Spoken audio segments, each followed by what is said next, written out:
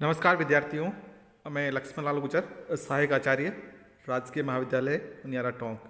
आज हम BA part द्वितीय वर्ष के अंतर्गत जो प्रथम प्रश्न पत्र है मानव भूगोल, उसके अंतर्गत मानव भूगोल के जो तथ्य है उसके बारे में पढ़ेंगे। इससे पूर्व हमने वीडियो के अंतर्गत जो है मानव भूगोल के जो तथ्य है उनमें विडाल डिला ब्लास के अनुसार मानव भूगोल के तथ्य, जीन ब्रुन्स के अनुसार मानव भूगोल के तथ्य, इसके अलावा ट्रिवार्था के अनुसार मानव भूगोल के तथ्यों के बारे में पढ़ा है। आज हम जो है हंटिंगटन महोदय ने जो है मानव भूगोल के तथ्यों के अंतर्गत किन किन तथ्यों को शामिल किया है उसके बारे में पढ़ेंगे कि हंटिंगटन महोदय ने मानव भूगोल के तथ्य कौन कौन से बताए हैं। इसके अलावा उन्होंने एक चार्ट के माध्यम से मानव भूगोल के तथ्यों को जो है प्रदर्शित किया है, उस चार्ट के बारे में भी देखेंगे।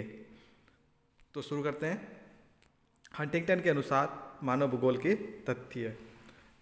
एल्सवर्थ हंटिंगटन के अनुसार मानव भूगोल के तथ्यों का विभाजन हंटिंगटन महोदय ने सर्वप्रथम 2 भागों में किया है। उसके बाद उन्हें अलग अलग उपविभागों में विभाजित कर चार्ट के माध्यम से प्रदर्शित किया है। जो 2 मुख्य भाग उन्होंने बताए हैं, उनमें पहला भाग है भौतिक एवं प्राकृतिक दशाएं, फिजिकल एंड नेचुरल कंडीशंस। भौतिक एवं प्राकृतिक दशाओं के अंतर्गत हंटिंगटन महोदय ने पृथ्वी के ग्रहीय संबंध, जो स्थलाकृति, विभिन्न जो जलीय क्षेत्र है, मिट्टी है, खनिज संपदा है, जलवायु है, आदि तत्वों को उन्होंने शामिल किया है।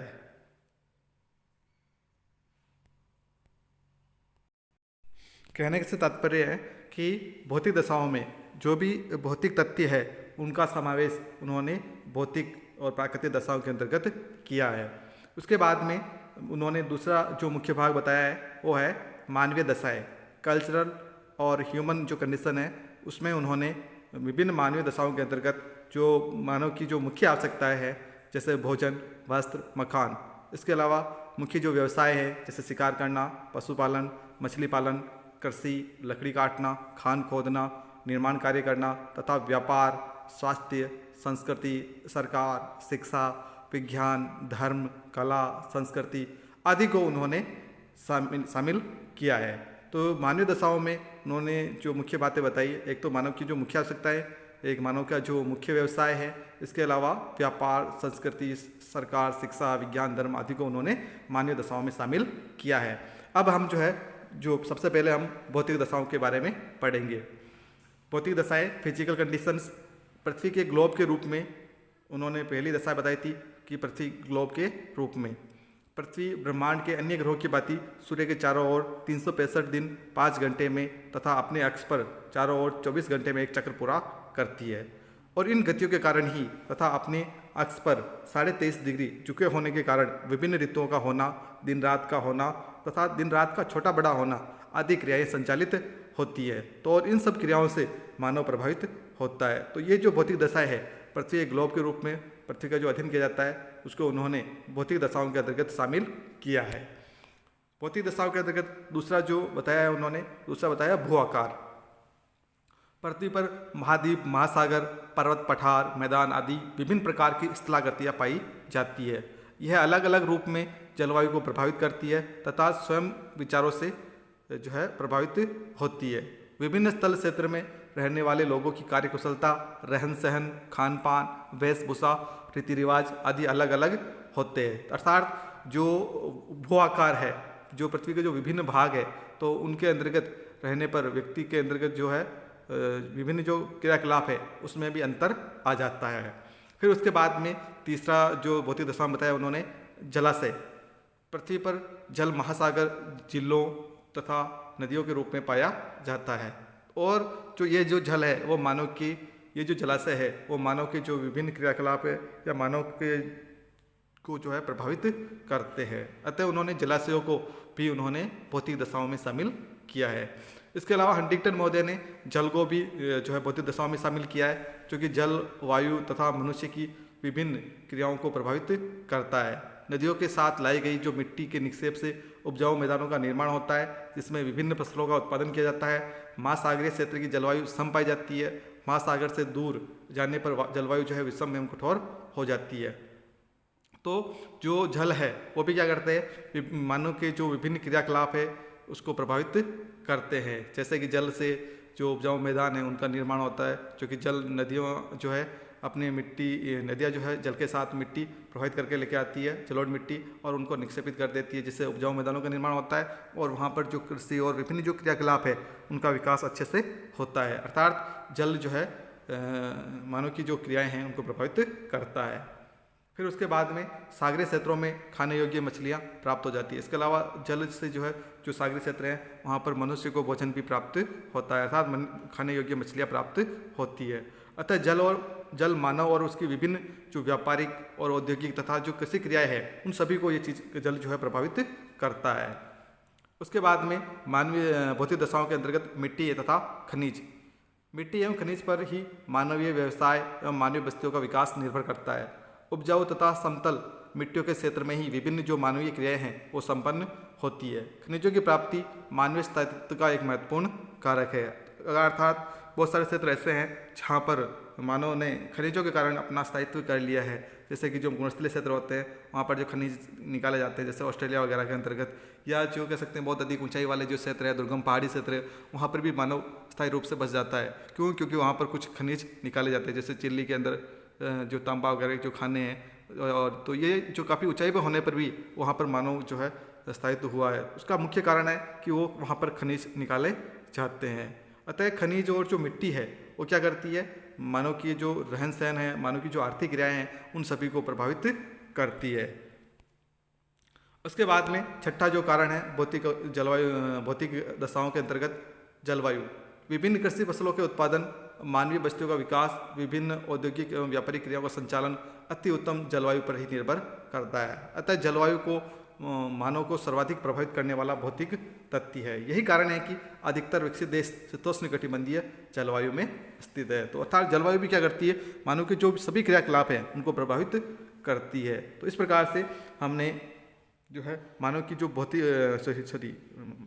मानव भूगोल के अंतर्गत जो तथ्य है उनमें जो भौतिक दशाएं हैं उनमें जो 5 महत्वपूर्ण चीज़ें थी उसके बारे में पढ़ा। सबसे पहले भौतिक दशाओं के अंतर्गत हमने पृथ्वी ग्लोब के रूप में, दूसरा हमने भूआकार, जलाशय, जलवायु और मिट्टी तथा खनिज, इसके बारे में पढ़ा। अब जो है हम दूसरा जो महत्वपूर्ण भाग है मानव भूगोल के तथ्यों में, पहला भाग था प्राकृतिक दशाएं, अब दूसरा भाग है मानवीय दशाएं या मानवीय प्रतिक्रियाएं। मानव के विभिन्न व्यवसाय को जीवित रहने के लिए आवश्यक तथ्यों तथा विभिन्न जैविक तथ्यों के अंतर्गत मानवीय प्रतिक्रियाओं को शामिल किया जाता है, जिसमें विभिन्न पेड़ पौधे तथा वनस्पति जैसे घासदार पौधे तथा जंगली पौधे, झाड़ियाँ, अंगूर, नारियल आदि सभी पेड़ पौधे वनस्पति के अंतर्गत शामिल किए जाते हैं। दूसरा, पशुओं के अंतर्गत जंगली जानवर, चीता, वानर, हरिण, नीलगाय, कंगारू, हाथी, पालतू जानवरों के अंदर कुत्ता, भैंस, गाय, भेड़, बकरी आदि को शामिल किया जाता है। तो इन सभी का भी जो है हम मानवीय जो प्रतिक्रियाएं हैं, जो मानवीय दशा है उसके अंतर्गत अध्ययन करते हैं, क्योंकि ये सभी जो है कह सकते हैं मानव को जो है प्रभावित करते हैं।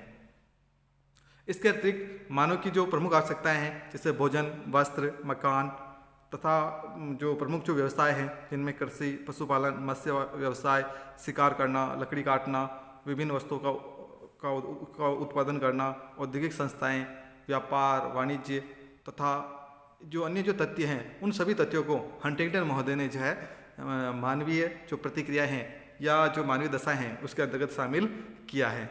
हंटिंगटन ने मानव भूगोल के तथ्यों को एक चार्ट के द्वारा प्रदर्शित किया है। अब हम देखते हैं कि हंटिंगटन ने किस प्रकार से जो है एक चार्ट के द्वारा जो है मानव भूगोल के तथ्यों को प्रदर्शित किया है। हंटिंगटन ने सर्वप्रथम मानव भूगोल के जो तत्व है उनको 2 मुख्य भागों में बांटा है। पहला भौतिक दशाएं, दूसरा मानवीय प्रतिक्रियाएं या मानवीय दशाएं। भौतिक दशाओं के अंतर्गत उन्होंने ग्लोब पर स्थिति, दूसरा भूमि की बनावट, तीसरा जलाशय, चौथा जो है मृदा एवं खनिज, पांचवा जो है जलवायु। तो इस प्रकार से उन्होंने उसको भौतिक दशाओं के अंतर्गत शामिल किया है। ये जो सभी भौतिक दशाएं हैं वो एक दूसरे को प्रभावित करती है। इसके अलावा इन भौतिक दशाओं के कारण जो है जीवन के जो विभिन्न भेद है, जैसे चाहे अपन वनस्पति ले लें, चाहे मानव ले लें, चाहे जीव जंतु, इन सभी को ये भौतिक दशाएं क्या करती है, प्रभावित करती है। अब इन सभी का प्रभाव क्या होता है, भौतिक दशाओं का प्रभाव जीवन के जो विभिन्न भेद है, वनस्पति, मानव और जीव जंतु, जो तीनों भेद है उनको प्रभावित करती है। इसके अलावा अब जो मानव जो है ये जो भौतिक दशाएं हैं उन जो मानव की जो कुछ दशाएं हैं, मानवीय दशाएं, उनको प्रभावित करती है, जिनमें मुख्य रूप से प्रभावित करने वाली जो दशाएं हैं, भौतिक दशाएं, वो है पहली मानव की जो आवश्यकताएं हैं उनको प्रभावित करती है। ये सभी चीज़ें जैसे ग्लोब परिस्थिति, भूमि की बनावट, जलाशय, मृदा, खनिज और जलवायु, ये सब क्या करते हैं, जो मैं जो दशाएं बता रहा हूँ, जो मानवीय दशाएं बता रहा हूँ, उनको प्रभावित करती है। पहला आवश्यकता है, मानव की आवश्यकताओं को ये सभी चीज़ें प्रभावित करती है। दूसरा मुख्य व्यवसाय, मुख्य व्यवसाय को भी ये सभी जो भौतिक दशाएं वो प्रभावित करती है। तीसरा कार्यकुशलता, कार्यकुशलता को भी ये सभी भौतिक दशाएं प्रभावित करती है। और चौथा है उच्च आवश्यकताएं, इनको भी ये जो भौतिक दशाएं हैं, फिजिकल कंडीशंस है, वो उनको प्रभावित करती है।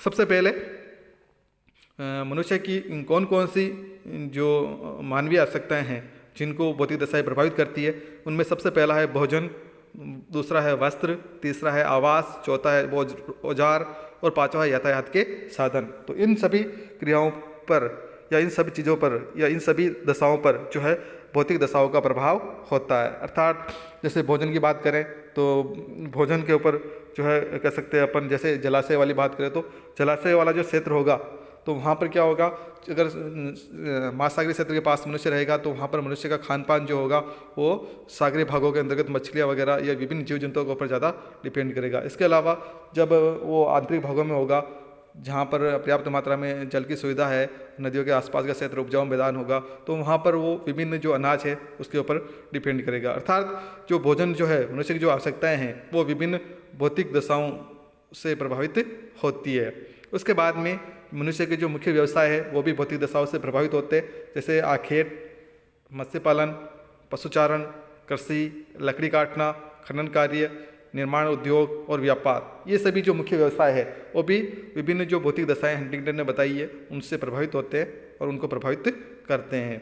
फिर उसके बाद में तीसरा है कार्यकुशलता। कार्यकुशलता के अंतर्गत स्वास्थ्य, सांस्कृतिक प्रेरणा और आमोद प्रमोद के जो साधन हैं वो भी क्या करते हैं, उनको भी क्या करती है, भौतिक दशाएं प्रभावित करती है। इसके अलावा उच्च आवश्यकताएं जिनमें सरकार, शिक्षा, विज्ञान, धर्म, कला, साहित्य आदि जो कह सकते हैं मानवीय दशाएं हैं उनको भी विभिन्न भौतिक दशाएं प्रभावित करती है। तो इन सभी के बारे में हंटिंगटन ने मानव भूगोल के तथ्यों के अंतर्गत इनका वर्णन किया है। धन्यवाद।